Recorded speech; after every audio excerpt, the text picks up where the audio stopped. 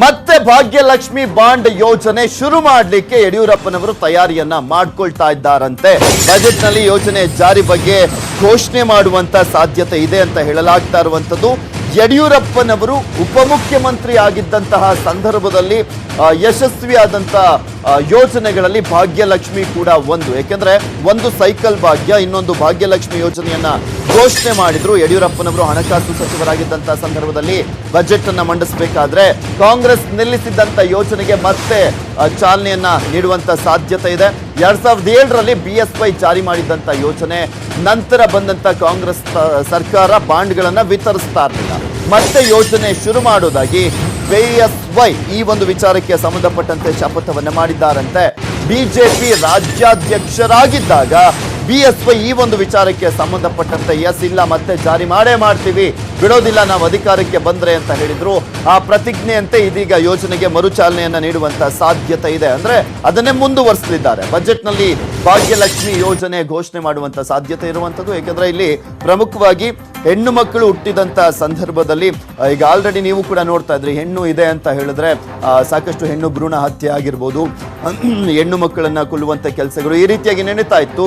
ಭಾಗ್ಯಲಕ್ಷ್ಮಿ ಯೋಜನೆಯನ್ನ ಘೋಷಣೆ ಮಾಡುವ ಮುಖಾಂತರ ಆ ಒಂದು ಕೆಲವೊಂದು ನೀಚ ಕೆಲಸಗಳಿಗೆ ಬ್ರೇಕ್ ಹಾಕುವಂತ ಯತ್ನವನ್ನ ಮಾಡಿದ್ರು BSY. ಈಗ ಆ ಒಂದು ಯೋಜನೆಗೆ ಮರುಚಾಲನೆಯನ್ನ ನೀಡುವಂತ ಸಾಧ್ಯತೆ ಇದೆ. ಇದೆಲ್ಲದ್ರ ಬಗ್ಗೆ ಕಂಪ್ಲೀಟ್ ಡೀಟೇಲ್ಸ್ ಅನ್ನ ನೀಡ್ತಾರೆ ನಮ್ಮ ಪ್ರತಿನಿಧಿ ಶ್ರೀನಿವಾಸ್ ಹಳಕಟ್ಟಿ ದೂರವಾಣಿ ಸಂಪರ್ಕದಲ್ಲಿದ್ದಾರೆ. ಹಳಕಟ್ಟಿ, ಈಗ ಮತ್ತೆ ಯಡಿಯೂರಪ್ಪನವರು ಘೋಷಣೆ ಮಾಡಿದಂತ ಯಶಸ್ವಿ ಯೋಜನೆಗಳ ಪೈಕಿ ಭಾಗ್ಯಲಕ್ಷ್ಮಿಗೆ ಮತ್ತೊಮ್ಮೆ ಚಾಲನೆಯನ್ನ ನೀಡಲಿಕ್ಕೆ ಮುಂದಾಗಿದ್ದಾರೆ ಅಂತ ಹೇಳಲಾಗ್ತಾ ಇದೆ. ಹೆಚ್ಚಿನ ಅಪ್ಡೇಟ್ಸ್ ಏನ್ ಸಿಗ್ತಾ ಇದೆ ಈ ಒಂದು ವಿಚಾರಕ್ಕೆ ಸಂಬಂಧಪಟ್ಟಂತೆ?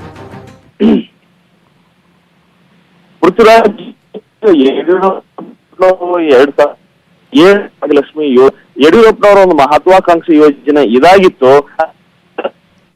ಸರ್ ಶ್ರೀನಿವಾಸ್, ನಿಮ್ಮ ಸಂಪರ್ಕ ಅಂದ್ರೆ ಡಿಸ್ಟರ್ಬೆನ್ಸ್ ಇದೆ ನಿಮ್ಮ ಲೈನಲ್ಲಿ, ಮತ್ತೆ ಮಾತಾಡಿಸ್ತೀನಿ. ಗಮನಿಸ್ತಾ ಇದ್ದೀರಾ, ಭಾಗ್ಯಲಕ್ಷ್ಮಿ ಯೋಜನೆಯನ್ನ ಮತ್ತೊಮ್ಮೆ ಮರುಚಾಲನೆಯನ್ನ ನೀಡಲಿಕ್ಕೆ ಯಡಿಯೂರಪ್ಪನವರು ಚಿಂತನೆಯನ್ನ ನಡೆಸಿರುವಂತದ್ದು. 5ನೇ ತಾರೀಕು ಬಜೆಟ್ ಅನ್ನ ಮಂಡಿಸ್ತಾ ಇದ್ದಾರೆ. ಈ ಸಂದರ್ಭದಲ್ಲಿ ಆ ಒಂದು ಯೋಜನೆಗೆ ಮರುಚಾಲನೆಯನ್ನ ನೀಡುವಂತ ಸಾಧ್ಯತೆ ದಟ್ಟವಾಗಿದೆ. ಮತ್ತೊಮ್ಮೆ ಸಂಪರ್ಕಕ್ಕೆ ಸಿಕ್ಕಿದ್ದಾರೆ ಶ್ರೀನಿವಾಸ್ ಹಳಕಟ್ಟಿ. ಗೋ ಹೆಡ್ ಶ್ರೀನಿವಾಸ್. ಪೃಥ್ವಿರಾಜ್, 2007ರಲ್ಲಿ ಯಡಿಯೂರಪ್ಪನವರು ಮುಖ್ಯಮಂತ್ರಿ ಆಗಿರ್ತಕ್ಕಂಥ ಸಂದರ್ಭದಲ್ಲಿ ಭಾಗ್ಯಲಕ್ಷ್ಮಿ ಯೋಜನೆಯನ್ನ ಜಾರಿ ಮಾಡಿದ್ರು.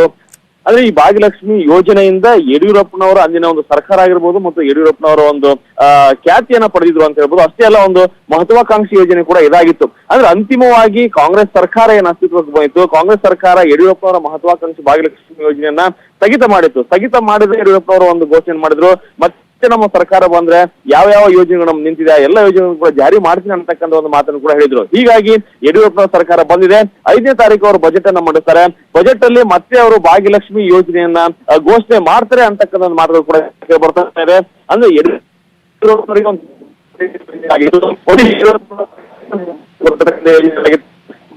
ಮತ್ತು ಮಕ್ಕಳಿಗೆ ವಿಶೇಷವಾಗಿ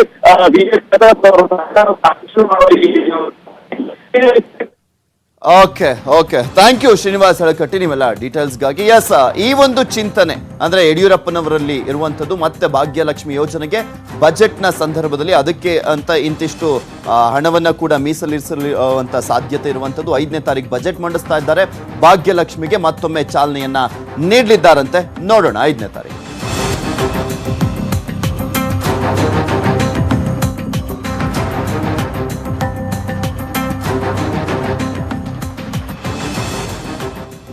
ಸಿದ್ದರಾಮಯ್ಯ ಕನಸಿನ